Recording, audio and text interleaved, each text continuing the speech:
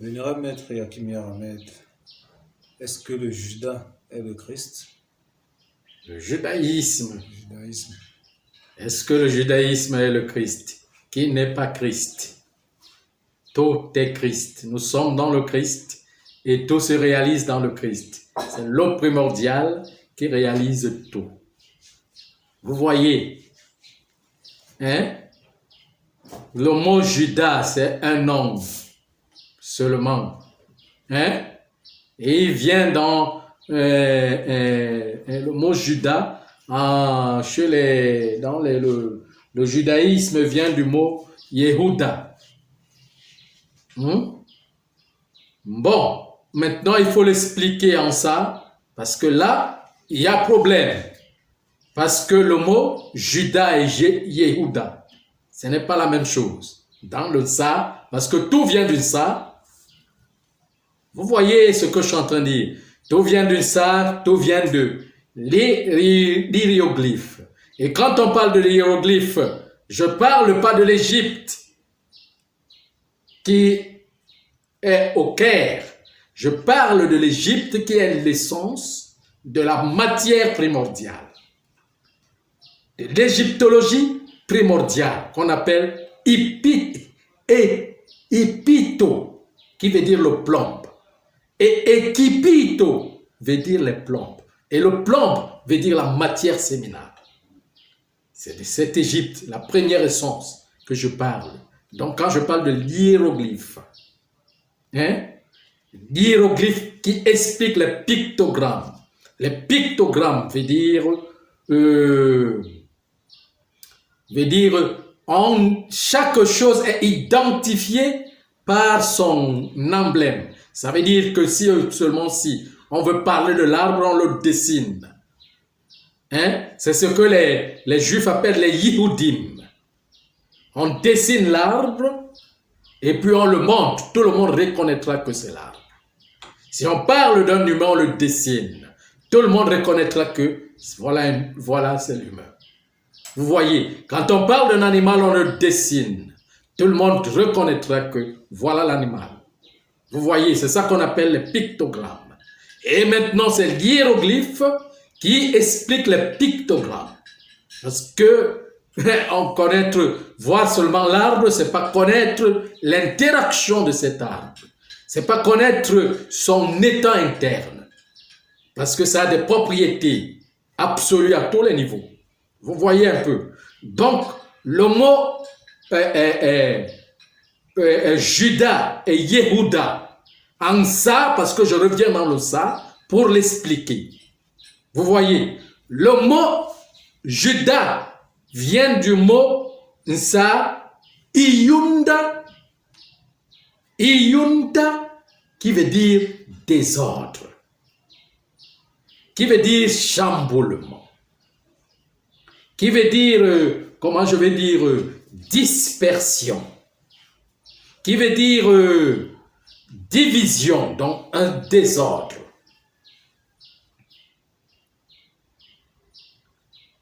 Maintenant, le mot Yehuda vient du mot Yehuda, qui veut dire le retour, l'ordre, ce qui ordonne, ce qui est désordonné.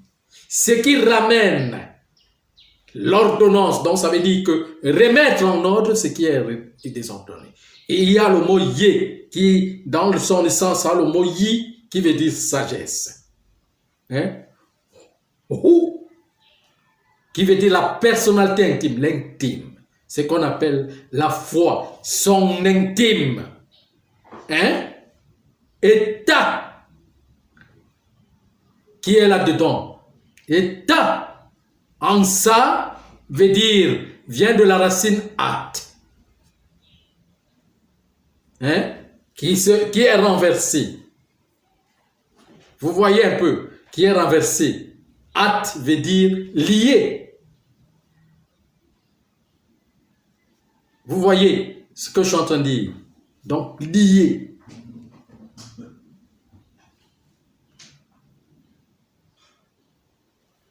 Ahmed, oui.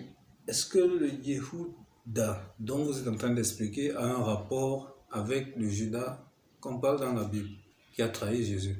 Bon, mais c'est pour cela donc que vous entendez, c'est pour cela que je dis donc que ceux qui parlent du judaïsme ou du christianisme, parlons d'histoire. Du christianisme ou bien du judaïsme ne connaissent pas d'histoire. Pourquoi? Parce que quand on parle de Judas, qui est Iyunda, qui veut dire désordre. Ce qui est immature, ce qui est désordonné, qu'on doit ordonner. C'est l'ensemble de la totalité de l'humanité qui vient de l'immaturité qui doit se développer pour trouver la maturité qu'on appelle Yehuda. Vous voyez un peu ce que je suis en train de dire. C'est pour cela donc qu'on dit, il est dit donc, le Judas trahit Yehoshua, qui veut dire Iyunda, qui veut dire désordre. Donc, désordre, c'est qui n'a pas encore la connaissance de la loi. Et doit la loi, la royauté, et la loi est le roi, la loyauté, la royauté, que le Iyunda, qui est Yuda, qui est comme on abrève dans Yuda, qui est le désordre, l'immaturité, doit se développer pour retrouver Yehuda. Et dans cette histoire, qui est primordiale, qui est la première clé, qui explique la véritable histoire, c'est par là que vous entendez donc les autres disent, on prit ce mot, Judas a trahi Jésus.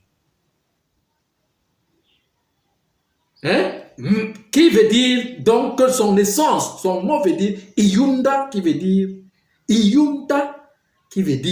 le désordre, l'immaturité.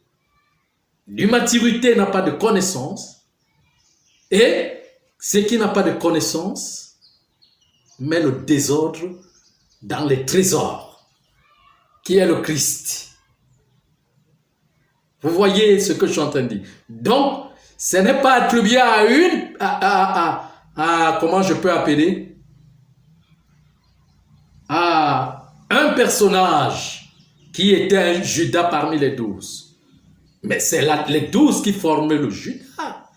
Dans l'immaturité humaine, toutes les 12 forment le Judas, puisque les naissances sont désordonnées, la vie est désordonnée, comment je vais dire, tout est désordonné, tout est immature. C'est ça qu'on appelle tribu de Judas. Les 12 tribus de Judas, c'est l'ensemble de l'humanité. Donc Judas n'est pas un personnage, un seul personnage dans les 12, mais c'est l'ensemble des 12 qui est immature, qui doit retrouver le Yehuda. Et le Yehuda, qui est identifié par le 4e niveau d'initiation, on le retrouve au cœur. Donc c'est là où commence donc le chemin. Et alors, il faut donc perdre le corps inférieur, physique inférieur, pour aller vers le corps supérieur qui est la royauté, qui est la loi. Vous voyez ce que je suis en train de dire? Voilà. Voilà donc l'explication de ce mot.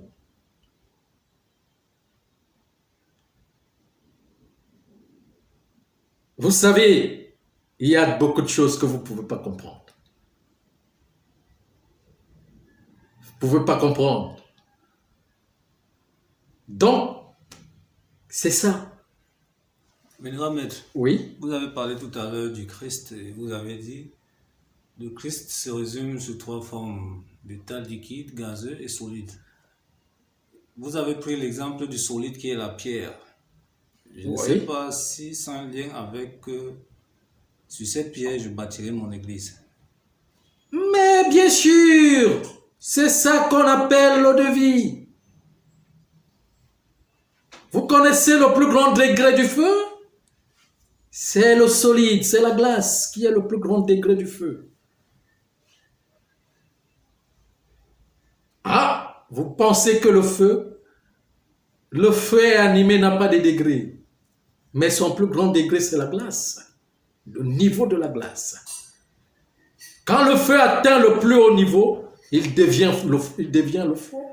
Bon, je n'entre pas là. C'est des choses que vous ne pouvez pas comprendre. Maintenant, il se résume donc que c'est lui qui doit diriger les enfants, qui doit les amener. C'est là où, dans le mot ici, l'essence de Moïse, que sort le nom, la première qui sort l'histoire de l'huile. De l'huile de l'onction, pas dans le nom du Christ. C'est dans le nom de Moïse que sort le nom de l'huile, de l'onction, parce que le nom de Moïse vient du mot Moïsi, qui veut dire l'huile de la terre en ça, et que l'huile, le commencement de la conscience, de la connaissance divine, commence par l'huile de la terre. Et maintenant, la plus grande, comment je vais dire, la plus grande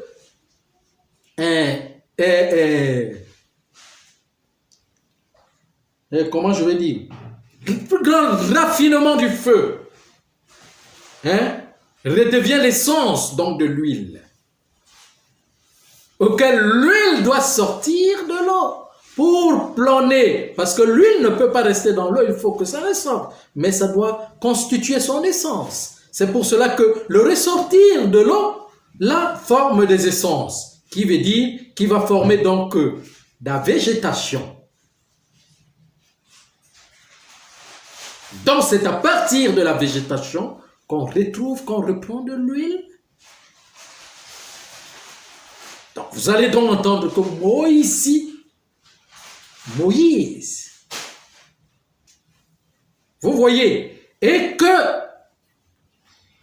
les Juifs disent souvent que le mot renversé du mot Hachem qu'ils prononcent, qu'ils prononcent comme étant le nom de Dieu, mais qui n'ont pas l'explication là où ce mot vient, qui veut dire que le réveil, l'éveil en soi, pour reconnaître qu'un enfant est en vie, en vie, pour ramener un enfant et reconnaître quand un enfant est malade et parti, ramener un enfant pour savoir que cet enfant est en vie. Dans la tradition, on disait souvent, on donne la prise à l'enfant, il faut que l'enfant éternue. C'est la présence, l'être qui est en soi, qui nous démontre que cet enfant est en vie. Maintenant, la révélation de l'être qu'on appelle Ansa Ntim, qui veut dire l'éternuement, qui devient Hachem. Ntim. Hachem. Hachim. Veut dire l'être s'est éveillé. Vous entendez souvent dire que l'éternuement, quand quelqu'un éternue, on dit bonne chance. À tes souhaits. Vous voyez, c'est le intime là, le Hachim, le Hachem, là qu'on appelle Hachem. L'être. Et il n'est pas notifié, donc, comment je vais dire, il est notifié donc l'éveil. L'éveil de l'être, de l'âme dans le corps de notre petit être, doit former l'intime. L'intime. L'intime. Le Hachem. Le Hachem. C'est ça la tradition. Il faut aller dans la profondeur pour retrouver cela. Pour voir. Et alors, donc, c'est l'huile de la terre qui oint les enfants. Et c'est ça qu'on appelle l'onction, veut dire donc, l'onction, c'est la pureté, la connaissance qui s'ouvre.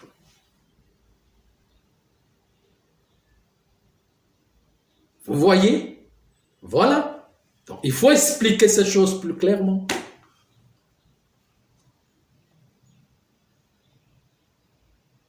Encore une autre question? Non, vous devez admettre. Merci beaucoup.